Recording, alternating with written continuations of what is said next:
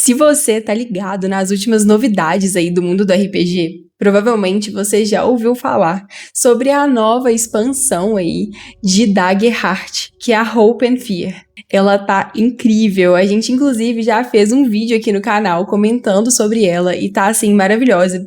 As ilustrações de Daggerheart são muito bonitas, né? E em Hope and Fear não tá sendo diferente. E uma notícia quentinha também é que a Jambô, a editora, já comentou que eles já iniciaram aí o processo de tradução dessa expansão, hein? Mas como a gente é muito ansioso, a gente já quer trazer aqui no nosso canal um pouquinho sobre o que tem de novo em Hope and Fear. O Rafa, ele já fez um vídeo comentando sobre duas novas classes do sistema, que foi o Lutador e o Assassino. Então confere lá todas essas novidades, essas classes que estão incríveis, muito iradas. E hoje eu quero comentar sobre mais duas novas classes que essa expansão vai trazer aqui. E aí, RPGista, tudo jóia? Aqui é a Clara, da Dupla Crítica, e hoje a gente vai falar de novo sobre Hope and Fear.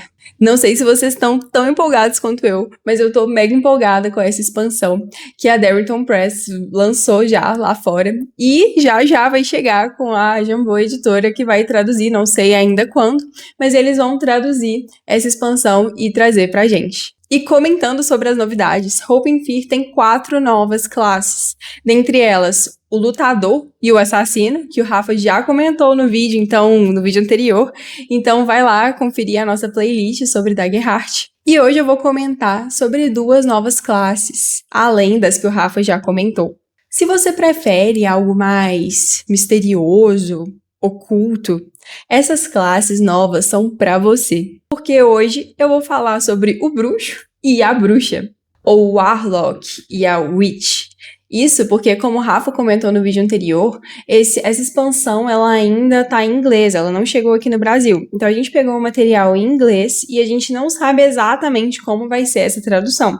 Então, se por acaso eu comentar algum termo aqui já traduzido que não foi igual ao livro, quando chega a tradução, é por conta disso, não reparem. Mas a ideia é trazer mesmo o conteúdo que essa expansão tá trazendo de novo pra gente. E uma outra novidade é que essas duas classes, né, o bruxo e a bruxa, elas fazem parte de um novo domínio, que é também uma novidade dessa expansão, que é o domínio Dread. Esse é o domínio dos pesadelos e do medo. Se vocês escolherem esse domínio, vocês vão conseguir invocar monstruosidades, enfraquecer seus oponentes e canalizar uma energia aterradora para destruir o que passar na sua frente. Esse novo domínio, ele traz forças que às vezes são assustadoras. E em grande parte, a maioria às vezes até teme utilizar dessa força.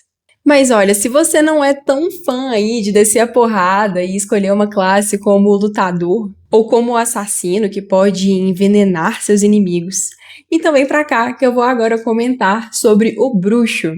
O Warlock, aqui em Daggerheart, ele é um mortal, mas ele é guiado, impulsionado pela vingança, ou pela ambição, ou até mesmo pelo puro desespero de realizar uma barganha. Dessa forma, os bruxos eles podem trocar sua alma, sua vida, por um poder concedido por uma entidade de outro mundo. Você realmente está, vendendo sua alma pro diabo. E não necessariamente um diabo, porque pode ser um deus, um espírito ou até mesmo algo além da nossa compreensão. Os domínios dessa classe são o Dread, esse novo que eu já comentei com vocês, e a Graça. E de estatísticas iniciais nós temos Evasão 11, 5 pontos de vida iniciais, e como itens da classe, você pode escolher entre um anel que você simplesmente não consegue remover do dedo, ou uma escultura que simboliza o seu patrono místico. E como habilidade de esperança dos bruxos, a gente tem o Patron's Boon, que seria uma dádiva do patrono. E quando você usa essa habilidade, você gasta 3 de esperança quando você falha numa rolagem, para você ter sucesso com vantagem nessa mesma rolagem ao ser rerolada. E a mecânica principal do bruxo, ela é guiada pelo Pacto com o Patrono, ou Patron's Pact. Então, assim, você escolhe a sua entidade e a esfera de influência, que você pode decidir junto com o seu mestre. Essa esfera de influência, ela pode ser vingança, ambição, justiça, caos, você que escolhe. E toda vez que você for fazer um teste que tem alguma relação com essa esfera de influência, que é do seu patrono, você vai gastar um de favor para obter uma ajuda mística. Mas o que é esse favor? Quando você escolhe a classe bruxo, você começa inicialmente com 3 de favor. E durante um descanso, você pode gastar uma ação para realizar um tributo ao seu patrono. Então, durante o seu descanso, você pode descrever a cena, e aí você vai ganhar pontos de favor igual ao seu atributo de conjuração, que nessa classe é presença. E além disso, sempre que você ganha esperança, você pode escolher trocar essa esperança ganha por favor. E com esse favor, como eu comentei antes, você pode gastar eles para conseguir uma ajuda mística da esfera do seu patrono. E uma coisa que eu não comentei é que essas esferas, caso você não pense em algo específico, tem uma tabela no livro que você pode escolher dentre várias esferas. E sempre que você faz um teste relacionado à esfera de influência do seu patrono, você vai usar o seu dado de patrono. Então você vai rolar o teste normalmente, mas você vai somar também um dado do patrono, que inicialmente começa como um D6 e aumenta para um D8 quando você atinge o nível 5. Pelo que eu entendi, é quase como que você rolar com vantagem. Só que quem tá te dando essa vantagem é o seu patrono, porque você tá fazendo algo relacionado ao que esse patrono influencia. Então, se, por exemplo, a entidade que você vendeu sua alma está relacionado à vingança, por exemplo, e você quer fazer um teste que está relacionado a isso, você quer se vingar e precisa fazer um teste para isso, você gasta um de favor, então você vai rolar junto ao seu teste um D6, caso você esteja entre o nível 1 e 4, e esse D6 vai somar ao seu teste, porque você vai ter uma vantagem aí do seu patrono. E agora falando um pouco sobre as subclasses do bruxo. Você que é um bruxo daqueles que se recusa a morrer, um que vai resistir a danos colossais e atua quase que como uma âncora para o seu grupo, então acho que você devia seguir o caminho do Pacto do Infinito, ou Pact of the Endless. Nela, como habilidade fundamental, a gente tem o Manto do Patrono, que com essa habilidade você gasta um de favor, e aí você coloca um manto com o aspecto do seu patrono, você vai se cobrir com um manto, com um aspecto terrível do seu patrono, até você sofrer dano severo, ou até a cena terminar. E enquanto esse manto está ativo, você aumenta o seu limiar de dano o mesmo tanto que o seu nível. Então, se você tem nível 1, você vai aumentar o seu limiar de dano em 1. E além disso, você tem vantagens em testes de intimidação. E a outra habilidade fundamental é o Abraço Imortal. Com essa habilidade, durante um descanso, você pode gastar uma quantidade de favor, e dessa quantidade você vai rolar um número de dados de patrono. Toda vez que esses dados de patrono, que nem eu comentei, começam no nível 1 como um D6, no nível 5 sobe para um D8. Toda vez que eles saírem 4 ou mais como resultado, você vai recuperar um ponto de vida. Já nas habilidades de especialização, a gente tem a Invocação Agourenta, ou a Harrowing Invocation. Então, quando um adversário atacar você ou algum aliado que estiver muito próximo, você pode gastar um de favor para dar desvantagem ao inimigo. E se o ataque desse inimigo falhar, ele ainda ganha um de estresse. E a outra habilidade de especialização é o Absorvedor de Dano, ou o Damage Sink, que uma vez por descanso, você pode gastar um de favor para cortar qualquer dano recebido pela metade. Já na maestria, a gente tem a Edge Sombria, que uma vez por descanso longo, você pode marcar um de favor, em vez de marcar um ponto de vida. É bem forte, né? E para finalizar, temos a Ruína Drenante, ou a Draining Bane, que você gasta um de favor quando é atacado para drenar o oponente. Dessa forma, ele sofre um de estresse, você remove um de estresse, e enquanto esse oponente estiver sendo drenado, ele não vai rolar um D20 igual normalmente ele rola para te atacar, ele vai rolar um D12. E isso até que você falhe em algum ataque nos seus testes. E isso foi a subclasse do Pacto do Infinito. Agora eu vou falar sobre a outra subclasse, que eu sinceramente não sei como vai ser a tradução, então eu não vou nem me arriscar aqui, que é a Pact of Wrathful. Se você quer aniquilar e punir qualquer criatura que se opor a você, essa é a subclasse perfeita. Nas habilidades fundamentais, tem a Fúria do Patrono, em que você gasta 1 de favor para imbuir os seus ataques com poder puro, até que eles causem dano severo. E como que funciona isso de imbuir o seu ataque? Toda vez que você rolar o dano e estiver sob esse efeito, você rola dados de patrono equivalentes ao seu nível e soma.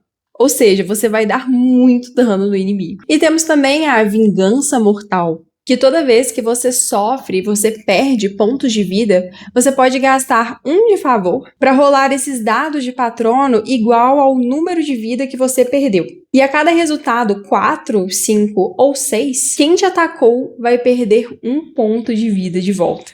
Já na especialização, a gente tem o Alcance Ameaçador, em que você gasta 1 de favor para estender o alcance da sua arma em 1 passo. E também a habilidade Diminuir Meus Inimigos, que quando você tem um sucesso com esperança, você pode gastar um número de favor equivalente ao número de estresse que o inimigo que sofreu o ataque vai receber. Já na maestria, a gente tem o Ataque Pavoroso, em que você pode usar 1 de favor para rolar novamente qualquer quantidade de dados de dano, sendo que você ainda pode continuar gastando favor para rerolar esses dados quantas vezes você quiser, até que seu favor acabe.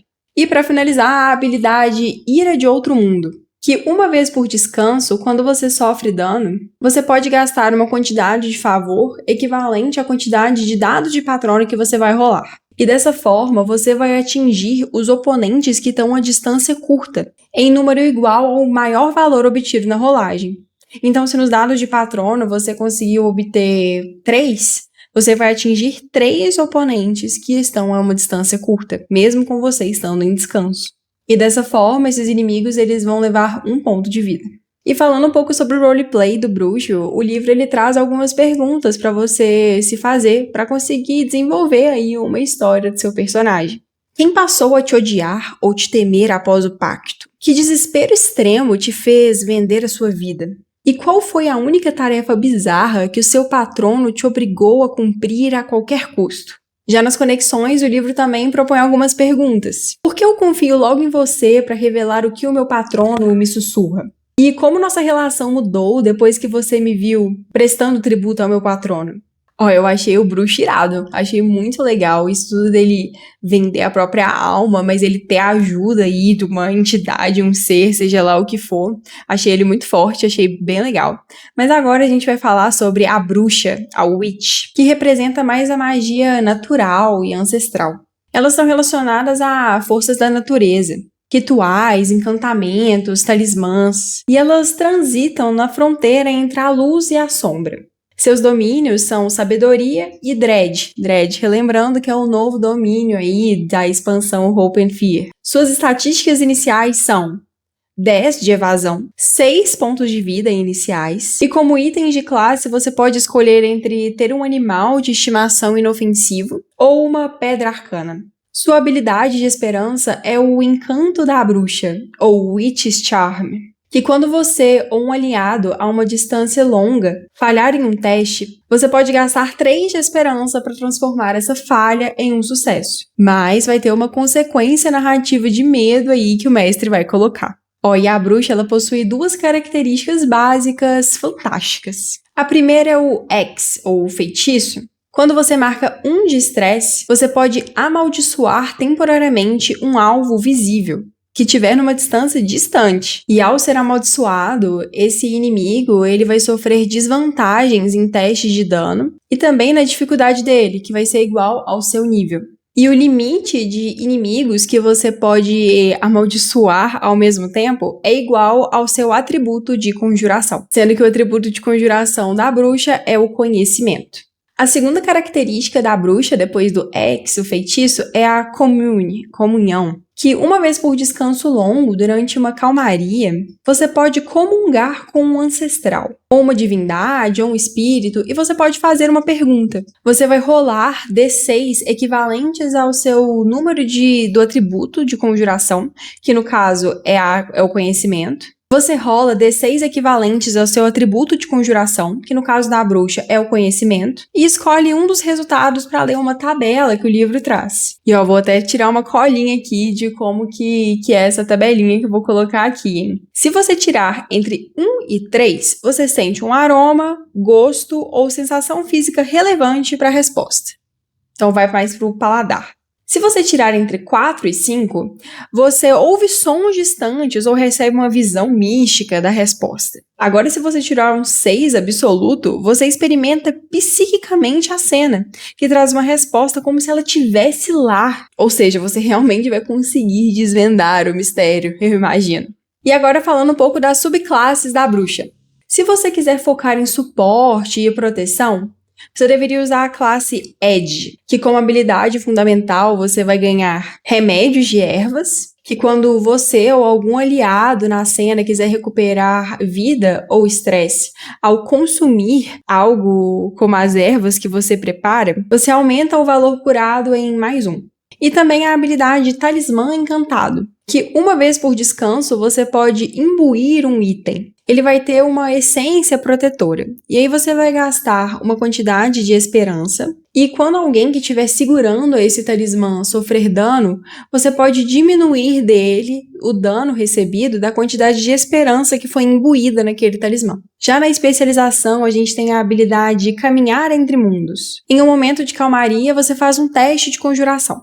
Se você tem um sucesso, você vai marcar 1 de estresse e você pode atravessar o Vale da Morte, atravessar aí entre os mundos da vida e da morte e ter uma conversa com qualquer espírito próximo. E aí, para usar essa habilidade, você vai pegar a sua cartinha, né? Essas cartinhas que são tão legais da Geralt. E aí você vai colocar marcadores ou tokens representando a quantidade do seu atributo de conjuração. E a cada vez que esse espírito for te respondendo uma pergunta, você remove um dos marcadores. E aí, quando todos os marcadores acabarem ou a cena finalizar, você retorna ao mundo dos vivos. Já a outra habilidade de especialização é a Praga Irritante, que você ganha vantagem automática em todas as suas jogadas de ataque contra oponentes que estão sob o efeito do seu feitiço, o X, que é aquela habilidade que eu comentei anteriormente. E já na maestria, para finalizar, tem a habilidade Círculo de Poder. Uma vez por descanso, você desenha um círculo no chão a alcance próximo. E quando você e seus aliados estiverem dentro desse círculo, eles vão ganhar +2 no limiar de dano, em testes de ataque e evasão. E aí você também vai usar aquela mesma questão da cartinha e dos marcadores. Porque você vai pegar a carta dessa habilidade de maestria e colocar marcadores representando o número do seu atributo de conjuração. Toda vez que alguém estiver dentro desse círculo, incluindo você, fizer um teste ou evadir um ataque, você remove um dos marcadores. E quando todos os seus marcadores acabarem, o efeito dessa habilidade acaba. E a outra subclasse é a Lua, que parece ser muito incrível. Nela você vai focar na força celestial, nos astros e em ilusões brilhantes. O atributo de conjuração dessa subclasse é o instinto, enquanto o atributo de conjuração da classe anterior é sabedoria. Como habilidade fundamental da Bruxa da Lua, a gente tem o Glamour da Noite, em que você pode fazer um teste de conjuração com dificuldade 13 para se envolver em uma ilusão sedutora.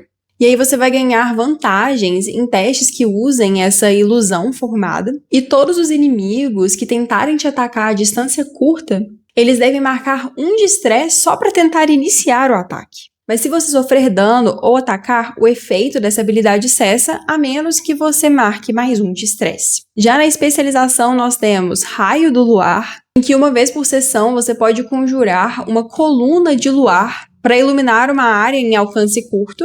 E os aliados que estiverem nessa área, eles vão ter +1 em teste de conjuração. E eles ainda ficam imunes a efeitos de ilusão nessa área. E a outra habilidade de especialização é a Ira da Luz Pálida, ou Ire of Pale Light. E quando uma criatura afetada pelo seu feitiço, ou o Hex, a uma distância muito distante falhar num teste, ela é forçada a marcar 1 de estresse por conta da falha desse teste de ataque. E para finalizar, tem uma fantástica habilidade de maestria, que é as Fases da Lua, No começo da sessão, você vai rolar um D6. E você vai receber, então, um efeito por conta dessa lua. E é um efeito duradouro. Então, você vai ver numa tabela aqui que eu vou pegar uma colinha.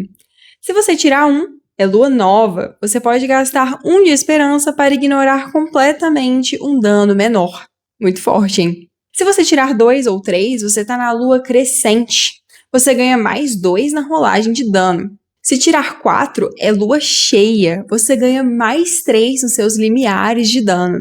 Se você tira 5 ou 6, aí você vai estar na lua minguante. E a lua minguante você ganha mais 1 de evasão.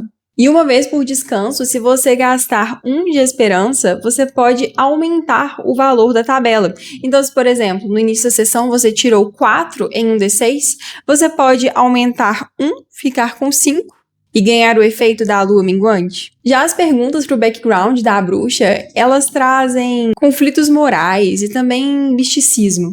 Quem na sua comunidade temia o seu ofício mágico? Que rumores espalharam sobre você e qual que era a verdade sobre isso? E essa aqui que é porrada, viu? Sua magia uma vez abriu uma porta que deveria ter sido fechada. O que tinha atrás dela? E como perguntas de conexão nós temos: que ritual único eu ensinei pra você e agora realizamos juntos? Eu apareci no seu sonho e te dei uma visão sobre o futuro. O que eu te contei? Essas perguntas são muito legais, né?